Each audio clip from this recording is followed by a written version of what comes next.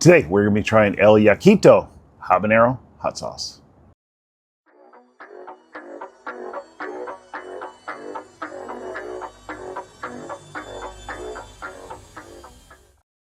All right, today we're going to be trying El Yaquito Habanero Hot Sauce. If I pronounce that wrong, apologize. I am a gringo for about that there. So this is a really hot sauce, or on the hotter side, like above Tabasco. Anything above Tabasco, I'll be kind of considering hotter.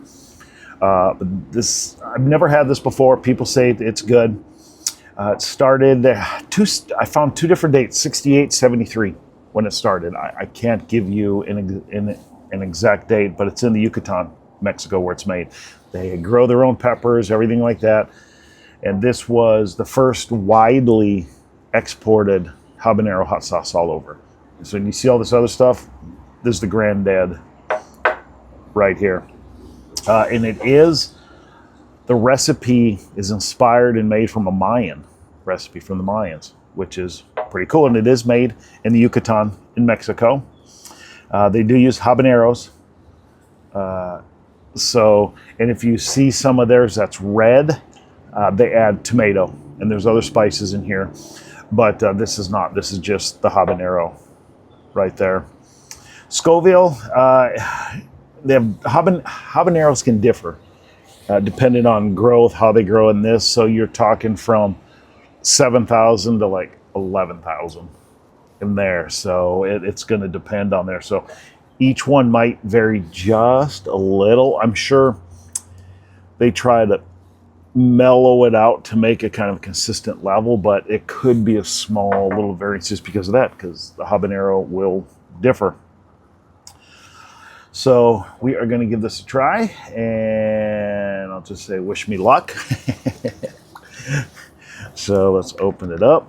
And again, I always try to grab about a half a teaspoon.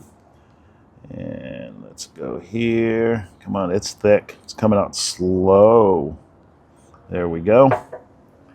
Coming out, got a little under half a teaspoon. Instantly habanero. I'm smelling earthy. It's not fermented. It's not a fermented. They specifically say that. But I'm smelling earthy. That's probably from some of their spice. I wonder if they put a little cumin in here. Doesn't have a deep smell though. I smell the habanero and the heat from the habanero. Yeah, it's not complex and it's not a very strong aroma. So let's give this beast a try.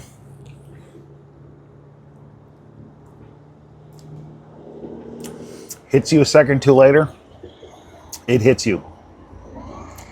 This has got some heat to it. It's in about a 7.5 on my scale. You got from bell pepper to the dragon, 1 to 10. This is about a 7.25. It's not a stupid heat where you just can't take it, but it's got some heat, but it's got a good flavor. It's got an earthy flavor, especially afterwards. You get a little bit of this, then you get the heat. Then after about 10 seconds, the heat starts dissipating and you're getting the flavor back. It's an earthy, when you breathe out your nose, you can taste it that way too. I'm trying to describe it. I think there's cumin in here. They just say spices. But I think there's xanthan gum in here. I can see in the bottle, so it is thicker that way too. Like I said, they just say spice. I think there's some cumin in there, which I like. This is good. This would sparingly, a little bit in some butter for popcorn would be real good. Very lightly on chicken. If you like spice, put this on some chicken or something. But what I'm thinking this would be really good for is add it into some chili. It'll give, instead of chili pepper and powder, it'll give a deeper flavor and some heat, which I think this would be really good cooking with. I mean, really good cooking with. Any kind of recipes like that, a couple drops inside some tacos, enchiladas, or burritos or something like that would be very good too. A few drops on some eggs. You don't want it like covering it unless you're a heat freak. And you'll get some different flavors throughout the egg too. But this is final conclusion, not as hot as I thought it was going to be.